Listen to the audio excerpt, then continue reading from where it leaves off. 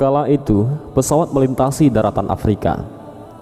Di antara salah satu penumpangnya ada Habib Quraisy dan ibu tua yang berumur sekitar 65 sampai 70 tahun dengan berpenutup jilbab di sebelahnya.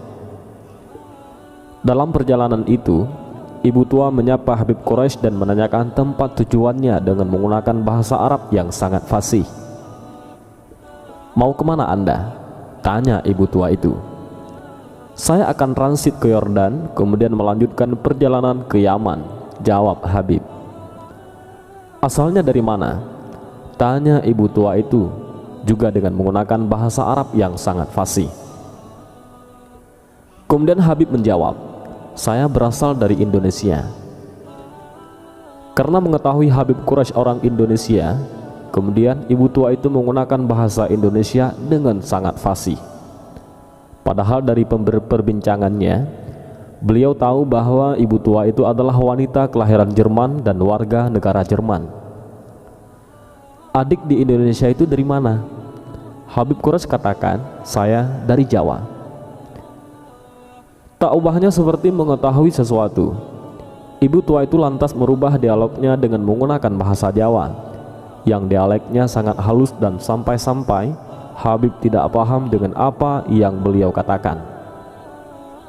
Habib berkata, "Luar biasa, ibu begitu banyak menguasai bahasa sampai bahasa Indonesia dan Jawa, padahal ibu adalah orang Barat."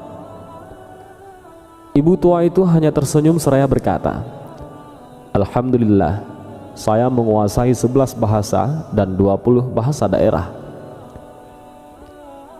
Silih waktu dari perbincangan Habib Quraisy bersama ibu tua itu akhirnya mengarah kepada hal-hal yang berkaitan dengan agama. Ibu tua itu mulai mengupas pembahasan tentang Al-Quran dengan indah dan sangat mahir. Habib pun penasaran atas kehebatannya menjelaskan Al-Quran. "Apakah ibu hafal Al-Quran?" Beliau menjawab, "Iya, saya telah menghafal Al-Quran, dan saya rasa tidak cukup hanya menghafal Al-Quran sehingga saya berusaha menghafal tafsir Jalalain dan saya pun hafal." Tidak sampai di situ saja, ibu tua itu melanjutkan bicaranya. "Namun Al-Quran harus bergandengan dengan hadis, sehingga saya berupaya untuk menghafal hadis tentang hukum, sehingga saya hafal kitab hadis Bulughul Maram di luar kepala. Lantas saya masih belum merasa cukup, karena di dalam Islam bukan hanya ada halal dan haram, tetapi harus ada fadhailul amal. Maka saya memilih kitab Riyadhus Shalihin untuk saya hafal." Kata ibu itu menuturkan pendalamannya tentang Islam kepada Habib Quraisy. Ibu itu kembali bertutur, "Di sisi agama ada namanya tasawuf, maka saya memilih kitab Ihya Ulumuddin, dan sampai saat ini saya sudah 50 kali mengkhatam membacanya. Karena seringnya membaca Ihya Ulumuddin, sampai pada akhirnya bab Ajaibul Qulub saya hafal di luar kepala." Habib Quraisy kagum melihat kehebatan dan luar biasanya ibu itu. Namun karena tidak percaya begitu saja, akhirnya Habib mencoba untuk memberikan tes dari kebenaran perkataannya itu. Apakah ia benar telah menghafal Al-Quran? Apakah benar ia menguasai tafsir Jalalain tentang asbabun nuzul dan kaul Ibnu Abbas?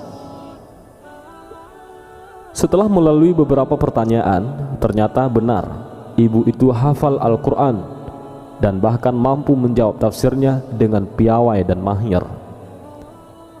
Ketika Habib mengangkat permasalahan Ihya Mawad yang ada dalam kitab Bulughul Maram, ibu tua itu pun menjabarkannya dengan cukup jelas. Dan ketika Habib membahas tentang hadis Riyadhus Shalihin, ibu tua itu pun menyebutkan sesuai apa yang disebutkan dalam kitab Dalailul Falihin sebagai syarah kitab hadis tersebut. Dan lagi ia menjelaskan masalah psikologi hati berbasis kitab Ihya Ulumuddin pada pasal Ajaibul Qulub. Kembali Habib dibuat terkagum dan heran akan kehebatan ibu tua itu dengan menggeleng-gelengkan kepalanya. Pesawat akan mendarat di airport. Lalu ibu tua itu mengambil tasnya yang ada di kabin. Karena sudah merasa kenal, Habib pun membantu menurunkan 3 tasnya ke lantai pesawat. Namun apa yang terjadi? Subhanallah, saat ibu itu menunduk untuk mengambil tasnya, ternyata keluar dari balik jilbabnya seutas kalung salib. Seperti petir menyambar di siang bolong, Habib Quraisy menunduk lemah. Ibu itu pun tersenyum dan berkata, "Akan kujelaskan padamu nanti di hotel." Habib akan transit selama sehari semalam. Begitupun dengan ibu tua itu. Di ruang tunggu dia tunjukkan nomor kamarnya kepada Habib dan berjanji bertemu di ruang lobi restoran. Keduanya akhirnya bertemu. Kepada Habib Quraisy ia mengatakan, "Saya bukan orang Kristen. Mengapa saya keluar dari Kristen? Karena saya menganggap Kristen itu hanya dongeng belaka. Dan kalung ini bukan berarti saya Kristen, tetapi kalung ini pemberian dari almarhumah ibu saya." Ia mengatakan bahwa ia telah mempelajari Kristen, Hindu, dan juga Islam. Ia mengungkapkan ketertarikannya mengenai keagungan yang ada di balik wahyu Allah dan hadis Nabi Muhammad. Lalu Habib bertanya, "Apa agama ibu sekarang?" Ibu itu mengatakan, "Saya tidak beragama." Andai ibu masuk Islam, begitu membaca 2 kalimat syahadah, ibu akan langsung mendapat titel ulama karena luasnya ilmu yang dimiliki, kata Habib. Ia menjawab, "Mungkin karena saya belum mendapat hidayah dari Allah."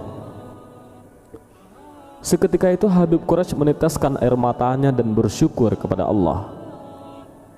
Bagaimana orang seperti dia yang sudah hafal 30 juz Al-Quran dan hadis-hadis belum Allah izinkan untuk beriman kepadanya, sementara kita tanpa usaha apapun telah dipilih oleh Allah untuk menjadi seorang muslim.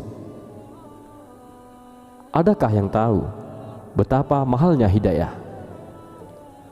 Setinggi-tinggi ilmu, seluas-luasnya pengetahuan, sedalam-dalamnya pemikiran, dan sekuat-kuatnya hafalan 30 juz Al-Quran dan hadis tidaklah mampu menggapai hidayah. Karena hidayah itu adalah datangnya dari Allah. Sebagaimana hambanya masuk surga karena rahmatnya, tidaklah cukup hanya menghafal Al-Quran dan hadis. Demikianlah kisah luar biasa ini. Semoga kita dapat mengambil ikhtibar betapa bersyukurnya kita dianugerahi iman dan Islam. Tinggal bagaimana kita mencari dan mempelajari Islam secara kafah. Dan semoga kita termasuk golongan orang-orang yang husnul khatimah. Dan ibu tua itu bernama Anne-Marie Schimmel, yaitu ahli terkemuka dalam literatur Islam dan mistisme ataupun tasawuf. Beliau dikenal memiliki ingatan fotografis dan beliau berkebangsaan Jerman. Dan beliau juga seorang profesor yang mengajar di 3 universitas terkenal di 3 negara yang berbeda. Beliau wafat pada tahun 2003 di usia 80 tahun. Dan entah bagaimana akhir kisah tentang keimanannya di sisa akhir hidupnya. Wallahu a'lam bishawab.